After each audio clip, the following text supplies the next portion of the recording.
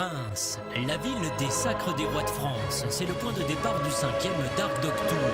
8 jours de compétition, 14 spéciales et 2800 km à parcourir. Le programme force le respect de tous, dont celui du premier fan de l'épreuve, Florent Pagny, invité de marque de la caravane du Dark Dog Tour, motard passionné qui engage une de ses machines dans l'aventure.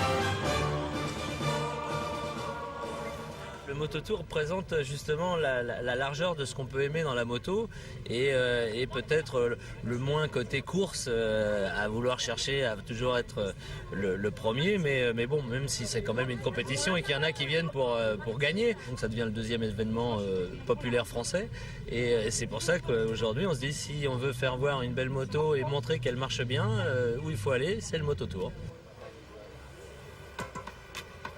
Les vérifications administratives et techniques affichent complet 250 pilotes au départ et autant de machines qui doivent se plier à la réglementation du rail routier et à la législation du code de la route. Comme toute moto circulant sur le territoire français, la puissance est limitée à 100 chevaux, pas un de plus. La donne est donc la même pour tout le monde.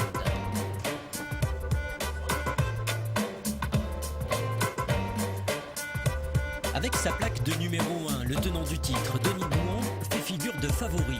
Au guidon de sa bio officielle, il opte pour une moto polyvalente sur les mêmes bases que son succès 2006.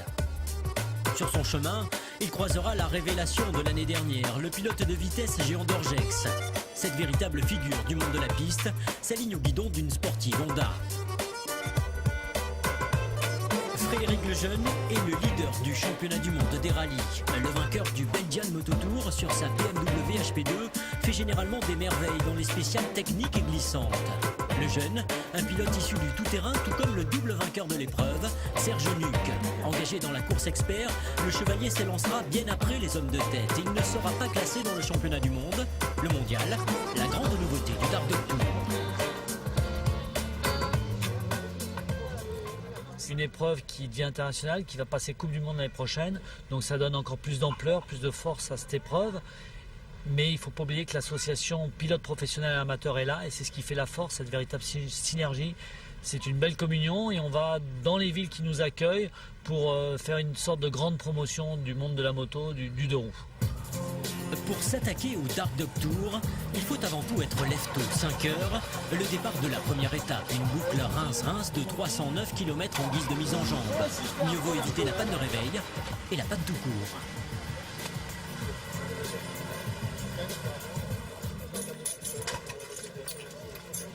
Eh fille, tu connais? On va à Toulon, hein. Commence pas comme ça.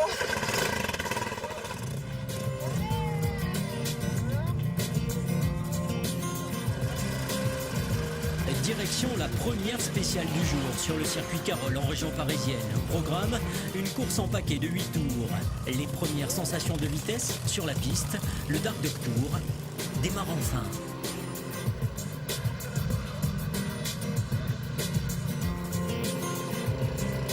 Les 60 pilotes professionnels de l'IRC, le championnat international des rallyes, ont le privilège d'ouvrir la piste. Une course à haute tension. Caméra embarquée sur le pilote de rallye raid François Flick au milieu des meilleurs spécialistes de la discipline.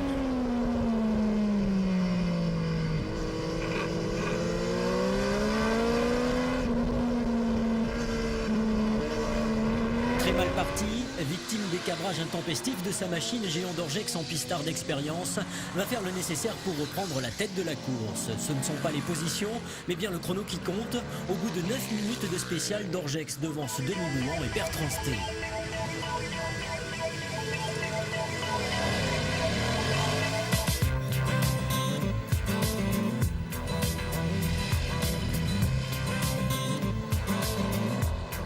Sur le circuit Carole, pour tous, l'essentiel est de bien figurer, de ne surtout pas aller à la faute. Le Dark Dog Tour est encore là. Ça n'a pas empêché Serge Nuc de se faire une grosse frayeur dans la catégorie expert, avec 30 secondes de pénalité à la clé.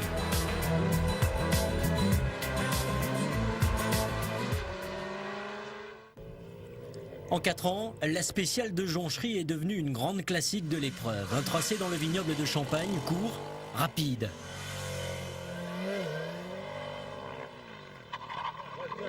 Philippe Rousselin a particulièrement repéré ce secteur. Il en sort avec le 3e temps. 2e chrono pour le Belge Frédéric Lejeune. Le vainqueur de cette spéciale est Denis Bouan, le pilote Buell que l'on retrouve en tête du classement général à l'issue de cette première journée avec 2 petites secondes d'avance.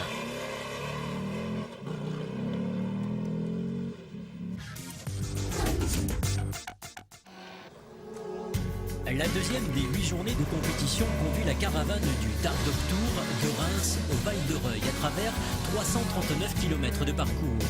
Pour s'engager dans la catégorie classique, il faut une moto fabriquée entre 1955 et 1981. Philippe Gache, pilote automobile multicarte, a sorti sa vieille Honda 900 bol d'or du garage, un spectacle pour les yeux et les oreilles.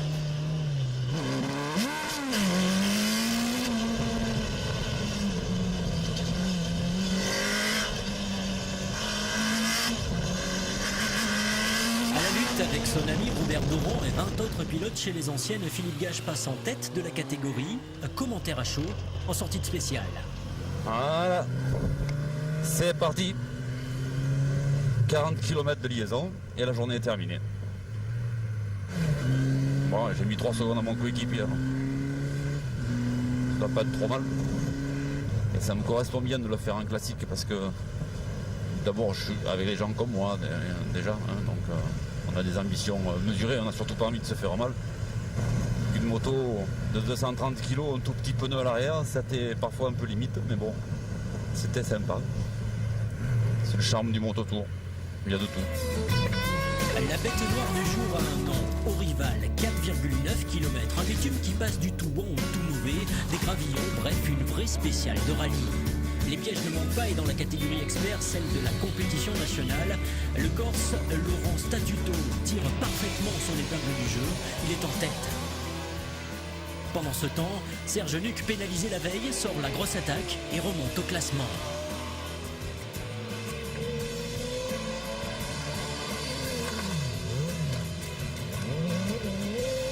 Avant Orival, ce que l'on appelle une base chrono, en quelque sorte une spéciale surprise de régularité, est venue cueillir les pilotes de l'IRC à froid. Dans ce secteur, Christian Aquin, Nick Ayrton ou encore Bruno Destop ont perdu de précieuses secondes. Pas de souci en revanche pour les 2 favoris de la course. Géant d'Orgex assure, en attendant les spéciales sur circuit, les 3e au général à 11 secondes du leader de l'épreuve, Denis Bouan, dont le pilotage sans faille au guidon de la Buell officielle fait des merveilles sur ce tracé exigeant.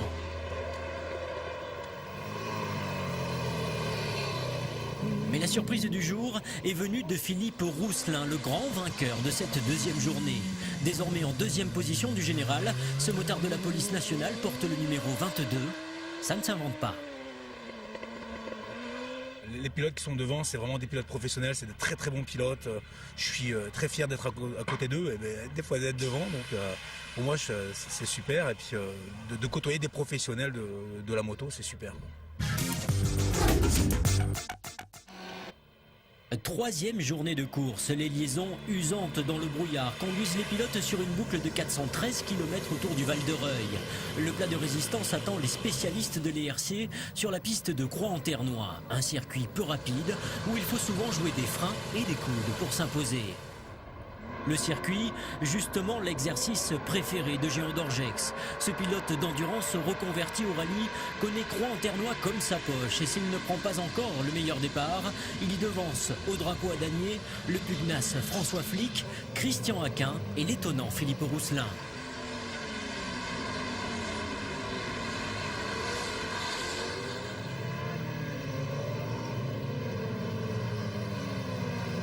Et pendant que Géant d'Orgex grappille systématiquement du temps sur la piste, Denis Bouan fait une moisson de secondes dans les spéciales routières. À Belbeuf, l'autre portion chronométrée du jour, le vainqueur 2006 fait nettement la différence. Le général est en sa faveur, 9 secondes plus rapide que d'Orgex, victime d'une crevaison lente. 11 pilotes en moins d'1 minute chez les IRC, c'est également très serré dans la catégorie expert. Laurent Statuto continue de faire parler de lui à la première place des nationaux. Il est incontestablement l'une des révélations du Dark Dog Tour. Victoire sur circuit et 2e position du général pour Fabrice Auger. Et la folle remontée continue pour Serge Nuc, le chevalier basque est désormais 3e. Dans ce monde décidément très masculin, Agnès, Fabienne et Véronique nous offrent un regard différent sur l'aventure. Et côté passion, Véronique Beldan n'a rien à envier à ses homologues masculins. Très impressionnant, elle roule très fort. Ouais, c'est pas si facile que ça, non, mais en général, ça se passe quand même bien. C'est bonne ambiance et généralement, les hommes nous préfèrent nous aider. Enfin, ils sont là quand on a besoin d'eux. Il n'y a pas vraiment de problème de ce côté-là, quoi. Rallye routier, 24 heures du Mans, il ne lui manquait plus qu'une participation au Dark Dog Tour. 59e du classement national, sur plus de 160 pilotes, notre jolie blonde ne manque pas d'arguments en matière de pilotage.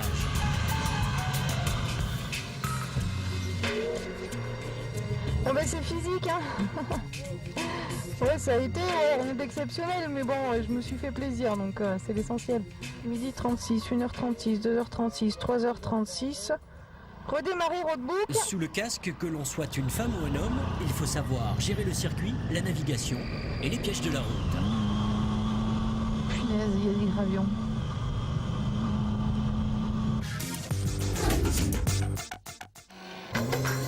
Quatrième jour de course, 446 km entre le Val de Reuil et le circuit de Nevers-Magny-Cours, le prestigieux tracé de Formule 1 en guise d'écrin de ce Dark Dog Tour. Mais avant de s'attaquer au circuit, base chrono et piste école. Cette spéciale est fatale à Philippe Rousselin. La belle histoire s'arrête ici pour le motard de la police.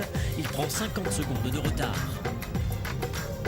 Derrière Denis Bouan, toujours imperturbable, d'autres pilotes s'affirment. Christian Aquin, l'officiel KTM, signe le 2e temps. 3e position de Philippe Donichal. Dans cet exercice de vitesse pure, Benjamin Colliot, ici à l'image, se montre parmi les plus pros. Il est 5e. Du côté des nationaux, là aussi, le spectacle est au rendez-vous.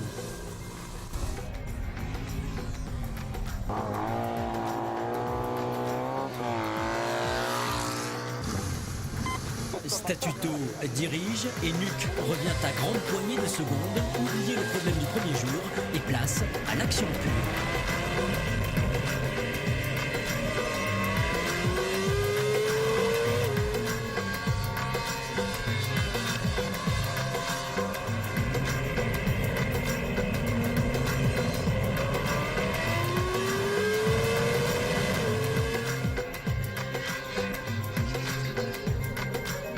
De la bagarre, il y en a à tous les étages dans ce Dark Dog Tour. Et le meilleur pilote privé du dernier Dakar, Michel Marchini, est aussi le meilleur scooter de l'épreuve. Une autre façon de voir le rallye routier pour 9 de roues échappés des villes.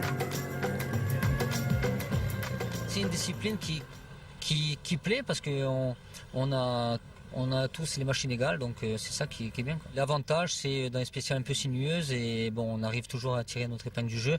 Bon, mais ça reste quand même un scooter, ce n'est pas une moto mais on sort quand même des bons temps par rapport aux machines qu'elles sont, quoi.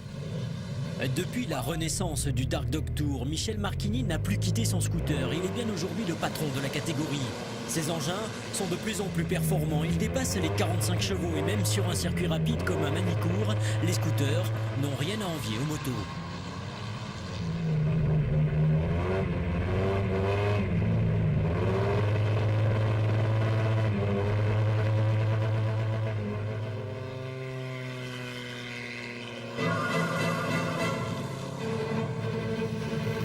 La course de nuit sur ce tracé mythique fait partie des moments magiques du Dark Dog Tour. Et pour les pilotes de vitesse qui représentent la moitié du plateau, c'est une véritable aubaine. Avec une série regroupant Dorgex, Aquin, Sté, Donichal, la grille de la course IRC a des allures de bol d'or. Une fois de plus, Géant Dorgex connaît des problèmes dès le départ. En tête, François Flick et Christian Aquin animent cette virée nocturne. La victoire au pilote KTM, Flick 3e, 2e, Géant Dorgex. Un résultat bien loin de ses espérances. Il rate ici sa dernière occasion de faire le trou.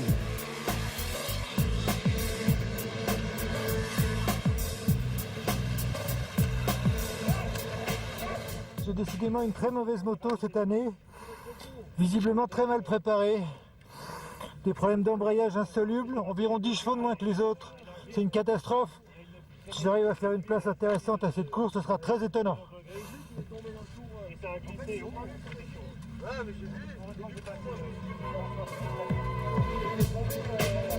Du côté des pilotes nationaux, au bénéfice de sa victoire dans la pénombre de Mamicourt, Fabrice Auger prend la tête de la catégorie. Deuxième, Luc, troisième, Statuto.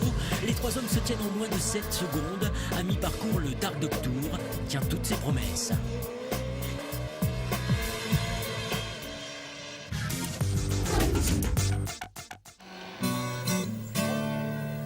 Le soleil se lève sur la 5e journée avec une étape de 560 km pour allier Clermont-Ferrand. La spéciale d'Aigrefeuille est en quelque sorte la mise en jambe de cette journée très routière. L'occasion pour les purs et durs du rallye routier de s'exprimer, parmi eux Eugène Imbert et Wilfried Talon. C'est sûrement la plus belle spéciale du Dark Tour qui attend les pilotes sur les hauteurs de Clermont-Ferrand, Mont d'Or. Une vue imprenable en revêtement parfait, une spéciale de rêve pour les amateurs comme les professionnels, à l'image de Christian Aquin au guidon de sa KTM Super Duke.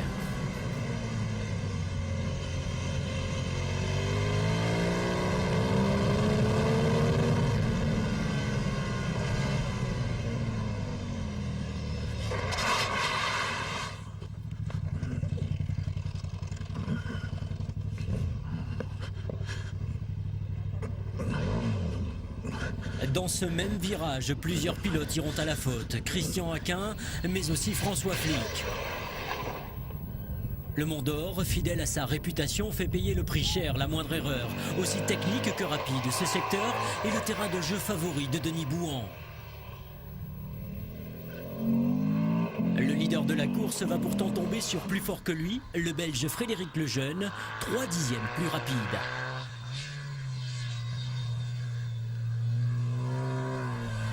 Le Mont d'Or s'apprécie aussi bien de jour que de nuit, même spécial, le brouillard en plus, en embarqué sur la BMW HP2.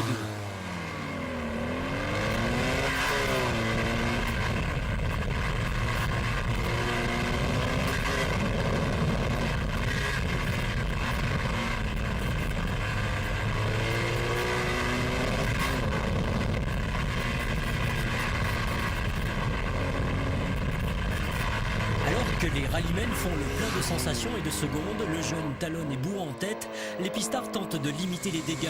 Géant d'Orgex concède du terrain, il reste deuxième, mais désormais à 32 secondes de l'homme fort du Dark Tour, Denis Bouhan.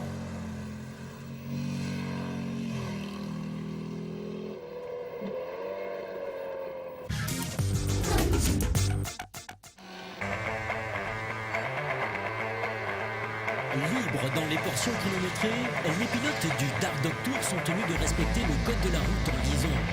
Une patrouille mobile effectue des contrôles de vitesse inopinés. L'objectif n'étant pas seulement de sanctionner, mais bien de préserver la sécurité du rallye. 75 les mecs, même les bagnoles.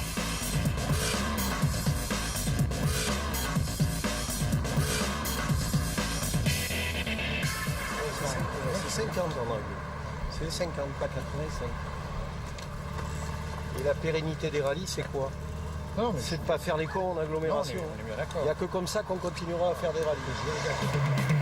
Avec 619 km à parcourir, cette 6e des 8 journées de compétition constitue la plus longue étape du Dark Tour.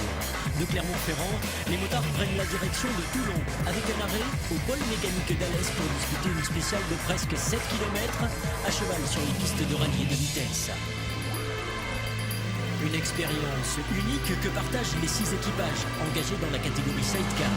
L'occasion de voir sous un prendre le Dark Tour. À bord de la Kawasaki des leaders, Bruno Marlin, le pilote, et Sylvie Gendemange, sa passagère.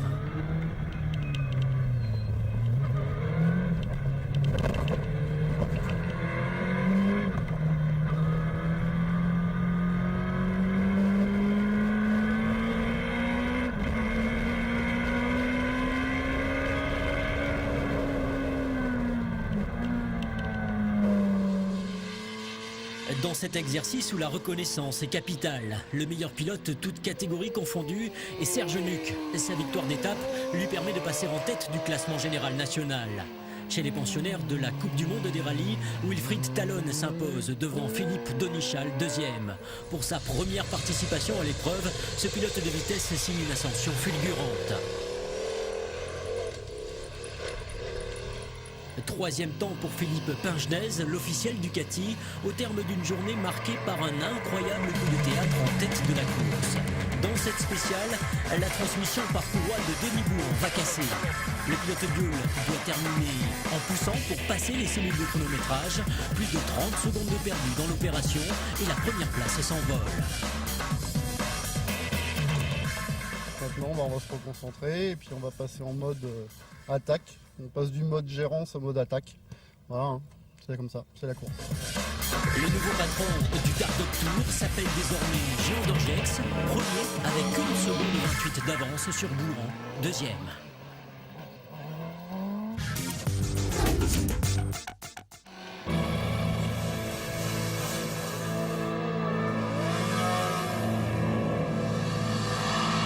C'est une avant-dernière journée à haute tension qui s'annonce chez les IRC, mais sur les spéciales méditerranéennes de Pourrières et Puget, et dans la dernière basse chrono du rallye, Géant Dorgex va craquer sous la pression. Le pilote Honda Baladin perd non seulement la tête de la course, mais il rétrograde à la 3e position du général. L'attaque maximale de son adversaire Denis Bouhan en dit long sur ses intentions. Le vainqueur 2006 n'aura cédé son fauteuil de leader que quelques heures. Il redevient le patron incontestable du Dark Dog Tour. À une spéciale de la fin, il a 14 secondes d'avance sur son premier poursuivant. Dans l'aspiration de Bouhan, Philippe Donichal prend la 2e place du général et devient le meilleur rookie de l'épreuve. Le Dark Dog Tour touche quasiment à sa fin et chez les nationaux, malgré l'adversité, hors de question de se prendre au sérieux, notamment dans le duel qui oppose Laurent Statuto à Serge Nuc, un basque contre Corse pour un cocktail détonnant. Ah, ça fait du bien. Je t'ai battu, hein? C'est fou! J'étais un peu limite des fois, mais c'était bon, on n'a pas pris trop de risques. Oh, ça glissait, mais c'était bon, hein? Elle est bien la spéciale. Hein? Ah, là, oui, le basque, hein? On va pas gagner à chaque fois, là?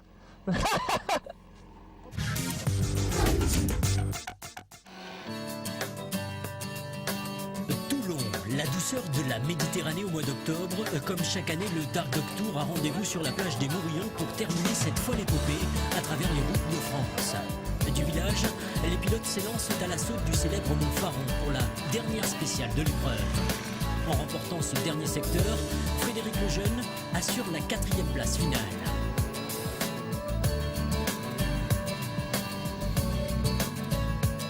Troisième du général, Philippe Donichal, pour sa première participation, signe l'exploit de monter sur le podium. Il devrait logiquement retrouver la famille des rallyes pour poursuivre la belle aventure. À la force du poignet, Géant Dorgex est allé chercher au Montfaron la 2e place. Plus qu'un coup de sang à Manicourt, voilà l'image qu'il faudra retenir du pilote Baladin. Avec sa 3e place sur le Belgian Mototour, il remporte l'IRC, le championnat du monde des rallyes, premier du monde. Le Montfaron, en guise d'Olympe, Denis Bouhan s'offre sur le toit de la Méditerranée une 2e victoire consécutive et marque à jamais l'histoire du Dark Dog Tour.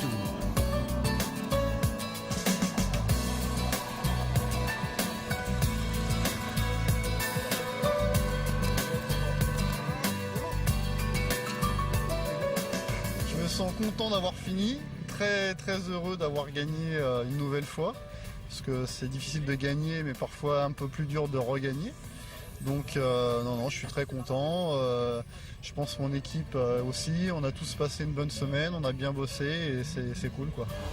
Au classement IRC du Dark Dog Tour, il faut ajouter les victoires de Serge Nuc chez les experts, d'Éric Guignon en promotion, de Philippe Gache chez les classiques, du duo Marlin-Jean Demange en sidecar, de Michel Martini chez les scooters et de Véronique Beldan, première féminine. 2800 km, 8 jours de compétition, des souvenirs plein les yeux et les bras, le Dark Dog Tour n'a pas fini de nous faire rêver.